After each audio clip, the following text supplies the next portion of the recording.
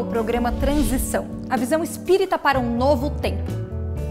Neste programa, vamos falar sobre obsessão, o que é, como interfere nas nossas vidas e quais são suas causas. As respostas para essas e outras perguntas você confere agora. Dentre as patologias que mais afetam a humanidade na atualidade, estão duas que se confundem: obsessão e depressão. Primeiro, vamos definir o que é obsessão. Interferência negativa dos espíritos. Então, os espíritos não só são capazes de se comunicar conosco, como existem, e nessa comunicação eles podem influenciar nossos pensamentos e atos. Da mesma forma como nós podemos interferir na vida de uma pessoa e causar alguns transtornos, claro, os espíritos também o fazem, mas não é por magia, não é por algo sobrenatural. É apenas um processo de comunicação. E aí a importância da seguinte ideia: todo o processo de comunicação envolve uma pessoa que está emitindo, dando ideias, e outra que está recebendo. Quando essa influência é negativa, é prejudicial à nossa vida, ela é chamada de processo obsessivo. Ela nunca ocorre por espíritos evoluídos. Espíritos bons, eles só querem nos aconselhar, nos auxiliar, e eles respeitam o nosso livre-arbítrio e a nossa escolha. Então, espíritos involuídos, inferiores, eles tentam influenciar e interferir na nossa vida. Então, não só a pessoa fica sob influência de algumas atitudes, né, falar algumas coisas que não são dela, intuídas por esse espírito que está obsediando, mas também cair num estado depressivo, em que ela pensa que ela não tem muito valor, e ela começa a colocar aqueles pensamentos na sua mente como se fosse dela, mas é uma intuição de um espírito inferior. Agora, quais seriam as causas dessa obsessão?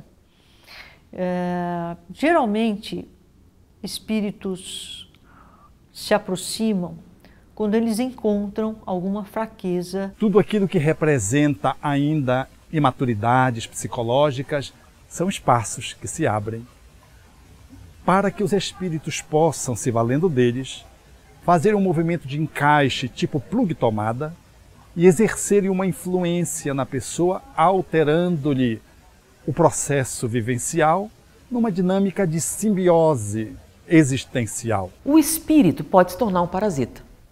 O que vai variar é o tipo de alimento. Enquanto os seres vivos procuram comida, o que é que um parasita espiritual procura? Sensações. São espíritos viciados em sensações. Esses espíritos inferiores se aproximam e fazem com que muitas vezes a gente tenha algumas atitudes que não seriam nossas, pensamentos que não seriam nossos. O nosso pensamento, distante daquilo que Jesus nos ensinou da vigilância e do trabalho do bem, da oração, nós deixamos muito exposto aquilo que nós pensamos. E o pensamento, ele emite ideias e ele é violável. Então, se ele é violável, os espíritos que aproximam de nós conhecem perfeitamente quem nós somos, nossa identidade espiritual. Do ponto de vista ético e moral, ela passa a sofrer os efeitos decorrentes da desonestidade. Pessoa mentirosa, odiosa, maliciosa, invejosa, ciumenta. Vejam que o quadro ele vai se desenvolvendo e nós vamos podendo perceber então que nós somos muito suscetíveis, por invigilância, de contrairmos a enfermidade de origem espiritual. A obsessão parasitária, ela tem origem no seu comportamento. Tanto que os espíritos que são obsessores parasitários, eles não se acham inimigos. Eu e inimigo não, somos chapas.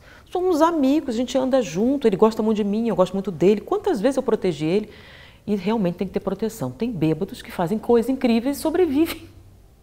Saem profundamente alcoolizados e chegam em casa direitinho, sem matar ninguém. É uma coisa estarrecedora. Ah, então teve proteção? Teve. Mas não entenda, não é uma coisa positiva. Ele não quer perder sua vaquinha. Porque é melhor um pássaro na mão do que dois voando. Ele não sabe se vai achar um outro fornecedor. Então, relativamente até tem, mas isso não é uma garantia, tá? E com isso, No caso da obsessão parasitária, o que determina a ligação é o seu comportamento. Se você é um fornecedor, vai achar alguém que quer comprar. Então, nesse caso, se você usufrui de determinadas sensações consideradas ilícitas, entorpecentes, etc., existem parceiros que querem colaborar com isso.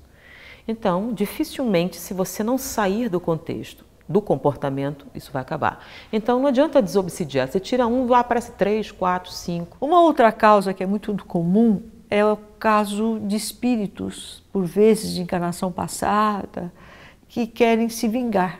Tá? Então, são espíritos não superiores. Tá?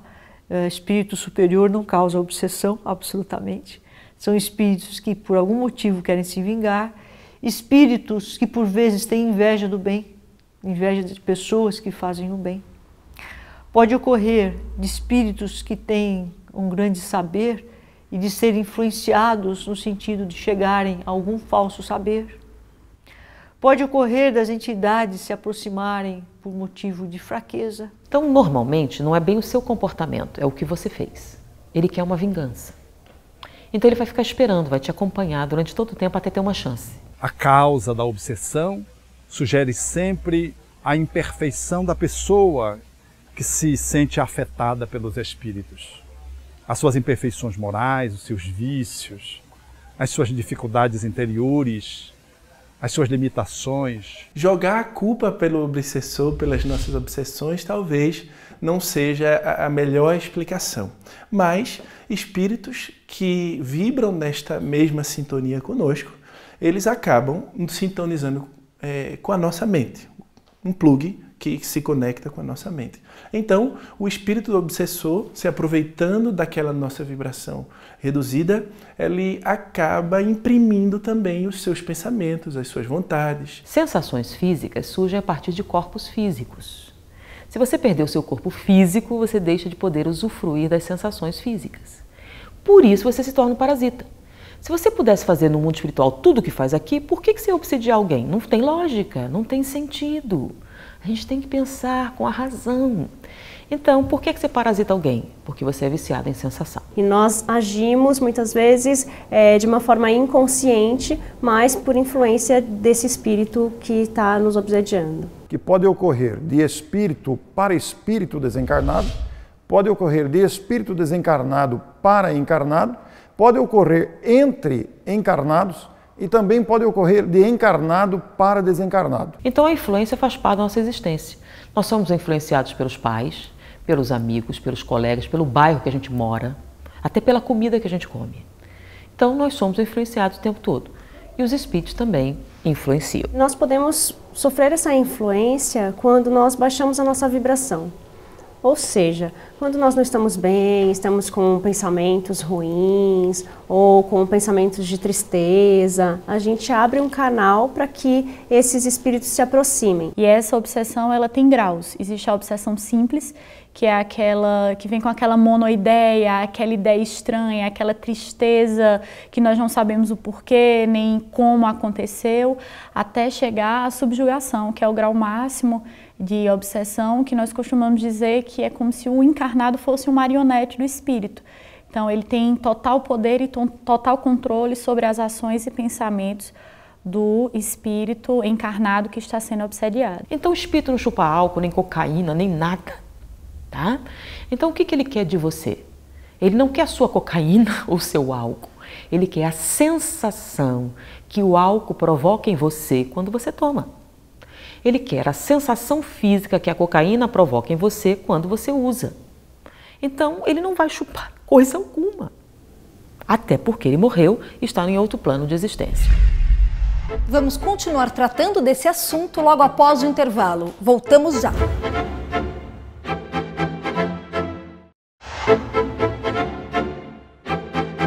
Vemos muitas pessoas com depressão. Essa doença pode estar relacionada com a obsessão espiritual? O que a doutrina espírita tem a nos dizer sobre isso? Bom, obsessão, o nome obsessão, é um transtorno espiritual. Para você ter um processo obsessivo, você tem que ter um espírito que te influencie negativamente. Existem transtornos que são físicos? Sim, existem transtornos comportamentais que são físicos. Por exemplo, deficiências químicas cerebrais, dando origem, por exemplo, à depressão endógena. Você tem a deficiência de um neurotransmissor, isso terá sintomas. Esses sintomas serão comportamentais, não tem nada a ver com o espírito. Depressão, ela tem múltiplos fatores causais que alteram a neuroquímica cerebral e deprimem o ser humano, gerando-lhe um quadro bem configurado. Tanto que se você tomar o remédio correspondente, você vai ter uma melhora do seu quadro. Ah, mas eu tomei remédio e não melhorei. Vamos lá, nós temos temperamentos diferentes, nós somos pessoas diferentes e com isso nós temos várias famílias de medicação diferentes. Tá?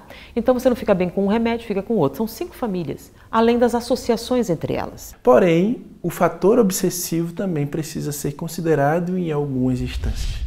Não que necessariamente sempre tenhamos um obsessor como indutor e influenciador desse processo depressivo, mas considerando que o apóstolo Paulo nos falou da nuvem de testemunhas ao nosso redor, que são os seres desencarnados que nos cercam, então temos que considerar que o nosso estado emocional e psíquico reflete também o estado emocional e psíquico daqueles que nos acompanham. A grande maioria da depressão, não todas, mas a grande maioria tem influência espiritual sim, até porque a própria depressão acaba sensibilizando muito a pessoa e abrindo portas para uma obsessão. Algumas leves, fácil de ser curadas, e outras já mais de um nível mais forte que necessita de um tratamento um pouco mais prolongado. A grande questão da obsessão, quando ligamos o assunto à depressão, é que aquele que se sente influenciado negativamente pela mente de alguém, esteja encarnado ou desencarnado, vai fragilizando as suas defesas e abre um espaço para que a obsessão atue no sentido de desencadear a depressão. É verdade que a depressão também tem causas físicas, mas ela se agrava com as influências de outras mentes que interagem entre si. Portanto, há depressões que têm uma origem de uma influenciação espiritual.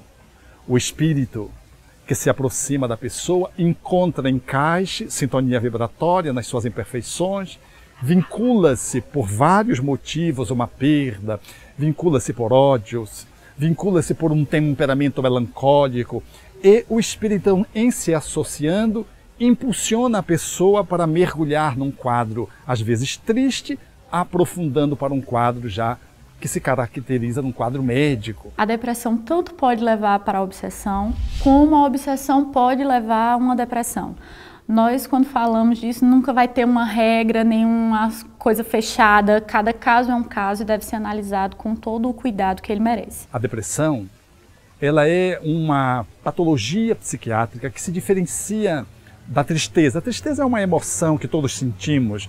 Perdemos um ente querido circunstancialmente, nos sentimos tristes. A tristeza é uma emoção que não representa doença, mas quando esse processo de dor ele se aprofunda, afeta o humor, gera uma profunda alteração no prazer, a dinâmica, portanto, mental de uma forma mais generalizada por um determinado período de tempo, aí os psiquiatras, a medicina configura num quadro de depressão. E aí nós temos diversos neurotransmissores, mas tratamento mesmo nós temos só para alguns. Então não são todos os transtornos mentais que têm tratamento. Alguns não têm, mas muitos têm. E quando se tratam, melhoram. Você tem surto psicótico, você toma um antipsicótico e fica bom. O surto consiste em quê? Imaginar que tem vozes falando com você, mandando você matar, mandando você isso, mandando você aquilo. Você toma um antipsicótico e fica bom. E aí vem um maluco e diz que você tem um obsessor, larga de tomar os remédios e surta de novo. É uma doença que vem se instalando em todos os locais, desde crianças a idosos. Então, é algo que merece cuidado e atenção. Então, nós precisamos cuidar dos nossos pensamentos, das nossas ideias, das nossas atitudes, para que isso não gere uma obsessão que pode gerar a depressão, ou para que a depressão, por conta daqueles pensamentos negativos que nós vamos mantendo, atrai espíritos inferiores para nos obsediar e o quadro se torne um tanto quanto mais grave, mais difícil de ser tratado, de ser superado. Então, a saúde hoje, na atualidade, por muitos aí que trabalham com medicina já holística, medicina quântica, deve levar em consideração o aspecto biológico da depressão e o aspecto espiritual e a obsessão durante esses processos depressivos. No passado, nós temos relatos de muitas pessoas que estavam com problemas de obsessão espiritual e por falta de conhecimento eram tratadas com medicamento como se eles fossem loucos, como se fosse um problema psiquiátrico. E aí era ministrado uma medicação não correta para aquele sintoma que ele estava passando, eles eram tidos como loucos e não surtia o efeito, ou seja, o tratamento acabava não tendo resultado porque o problema dele era espiritual. São quadros de obsessão que parecem que são doenças psiquiátricas, transtornos, distúrbios psicológicos, mas que na verdade revelam uma mente de um encarnado, de uma pessoa que está atravessada, interconectada com outras mentes enfermas, que lhe modificam as emoções, altera-lhes os pensamentos, a capacidade de ajuizamento, às vezes traz alterações sensoriais, às vezes promove delírios, alucinações, às vezes altera a linguagem e às vezes altera a postura. Tal é, às vezes, o processo invasivo com que se estabelece as obsessões espiríticas, portanto, obsessões que falam das interferências espirituais. Então, uma pessoa que está passando por um problema de obsessão espiritual, ele deve buscar uma casa espírita para que, através dos trabalhos, através do próprio conhecimento da doutrina espírita, ele poder obter a sua cura. O Espiritismo analisa com muita propriedade, porque essas obsessões, elas simulam várias doenças psiquiátricas. Às vezes a pessoa vem tão desorganizada que a um olhar médico, a princípio, pressupõe-se estar diante de um quadro de esquizofrenia. Tal é a desorganização com que a pessoa se coloca com seu aparato mental, seu aparelho mental profundamente comprometido. Sendo uma obsessão espiritual a origem da depressão, o caminho para a cura é o tratamento espiritual e o autoconhecimento, ou seja, a educação moral. Porque de nada adianta a gente fazer um tratamento de desobsessão, isso pode resolver o problema momentaneamente e depois, se nós não mudarmos nossas atitudes, não mudarmos nossa maneira de pensar, não mudarmos os nossos sentimentos, nós acabamos lá na frente passando por esse problema novamente. Vamos fazer um breve intervalo, voltamos dentro de instantes.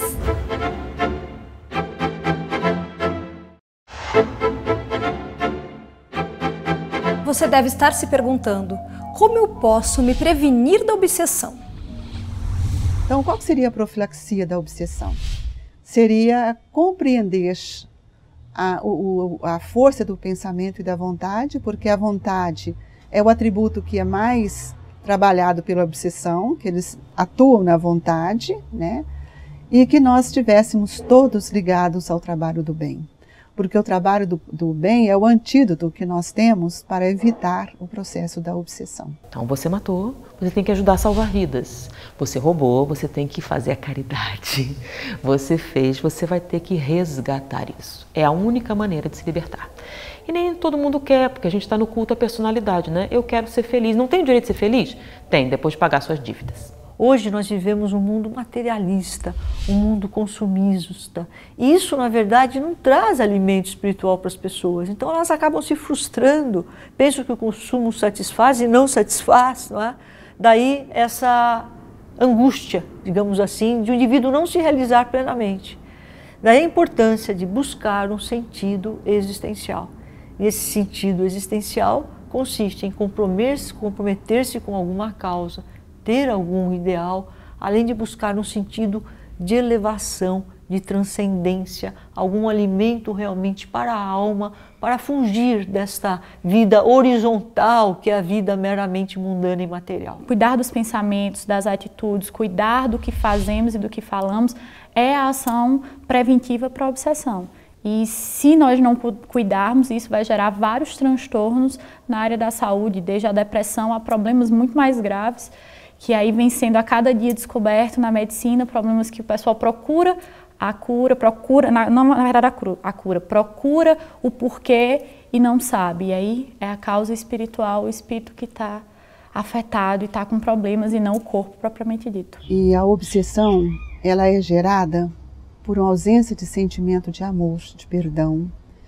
Porque perdoar não é esquecer, perdoar é reparar. E nós temos a reencarnação grandes oportunidades reparadoras, e que é a mudança dos nossos sentimentos. É um convite à reforma íntima, porque é um momento de olhar para a sua vida e perceber como que você tem lidado com as suas questões. Não é? Por que você se deixa abater pela vida enquanto você sabe que você é um ser criado para a felicidade, você é essência divina, é a manifestação de Deus, você pode vencer as provas. Outra coisa que é importante nós trabalharmos é o sentimento de culpa, o remorso, jamais se culpar, entender que nós estamos na condição material, na condição humana, que ainda erramos, e saber perdoar a si mesmo. Jamais buscar as drogas, porque sabemos que as drogas são medidas paliativas e que, além de paliativas, nos prejudicam e muito, porque podemos adquirir um vício maior ainda.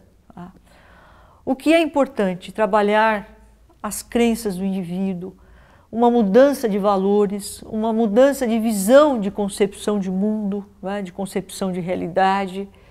E o que é muito importante, de alguma sorte, nós devemos nos preocupar com o nosso sentido existencial. Quando eu ignoro a minha eternidade e ignoro o meu passado, esqueço que as minhas construções são patrimônios nossos que ficam efetivamente na memória, nós trazemos conosco essas dificuldades de uma existência para outra e carregamos muitas vezes os sentimentos que nós poderíamos modificar, especialmente da reencarnação, de estarmos de volta ao mesmo grupo e nós não conseguimos modificar as energias dos sentimentos doentes, nos tornando mais uma vez presas daqueles espíritos que carregam conosco, para nós, vibrações de ódio, de vingança, né? A sua desestruturação na vida desenvolve nele um comportamento de desconexão das leis de amor e ele começa a deprimir, entrando numa crise existencial,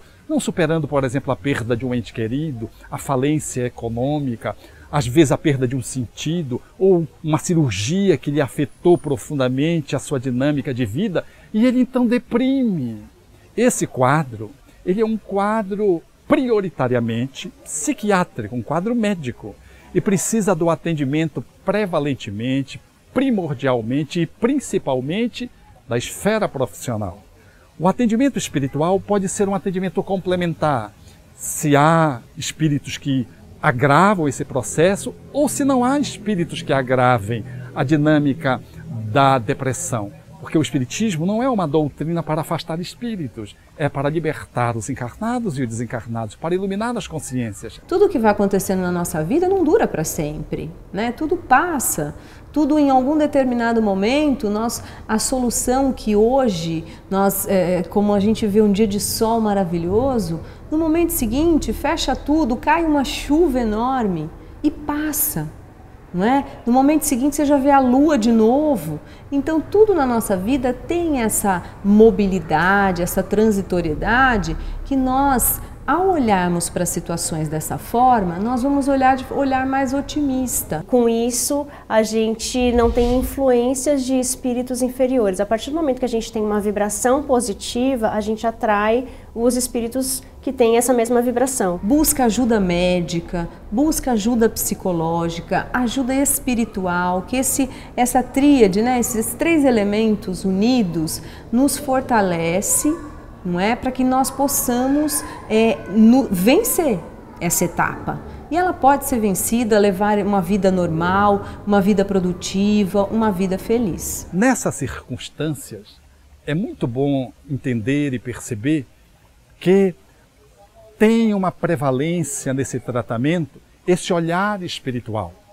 Primariamente, a causa, a etiologia dessa obsessão em sendo uma influência espiritual, o centro espírita e o tratamento espiritual têm um valor inestimável para o benefício desse paciente.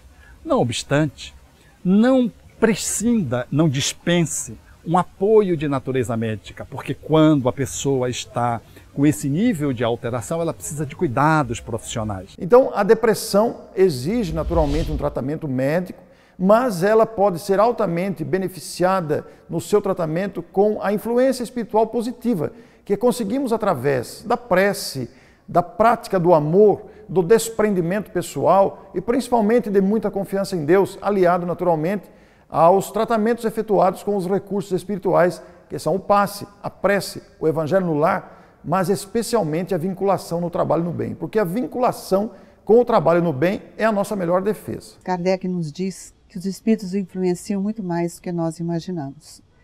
Por isso, nós precisamos de uma doutrina que nos leve a refletir nos nossos atos.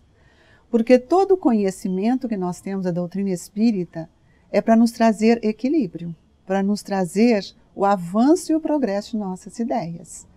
Quando nós não estamos ligados a um pensamento reflexivo, nós nos tornamos seres que não observamos, nós não sentimos e não percebemos a grandeza desses espíritos. A casa espírita pode auxiliar, primeiramente, educando aqueles que se achegam.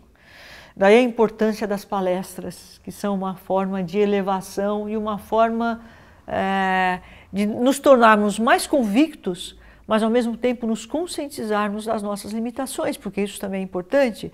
Quer dizer, a palestra, ela nos educa, ela nos leva a nos conscientizar melhor daquilo que precisamos superar, além de ela permitir que nós nos elevemos, nos engrandeçamos e percebamos aquilo que existe de infinito em nós. A medicina se beneficia profundamente, tanto quanto as pessoas que se padecem dessas patologias espirituais, do acolhimento que o centro espírita pode oferecer, dando todo um suporte de amor e lembrando Jesus ao seu tempo, quando enfrentava os obsediados, aqueles que eram afetados pelos espíritos, e ele conseguia fazer o processo das curas com a sua magnitude espiritual, afastando as entidades sofridas e apoiando os enfermos. Então, o antídoto que nós precisamos buscar, sem dúvida, é a aplicação do conhecimento do Evangelho de Jesus em nossa vida.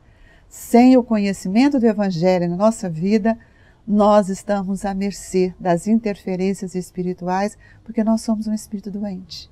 E milenarmente temos feito escolhas que não preocupamos com o bem-estar do próximo. A melhor desobsessão que existe, e talvez a definitiva, é a autodesobsessão. É quando a pessoa consegue mudar a sua conduta a ponto do obsessor desistir dele. Atraímos os espíritos com os quais temos afinidade de pensamentos. Por isso, mantenha o pensamento sempre equilibrado. Compartilhe este programa com seus amigos e não esqueça de curtir nossa página no Facebook. Eu espero você no próximo Transição.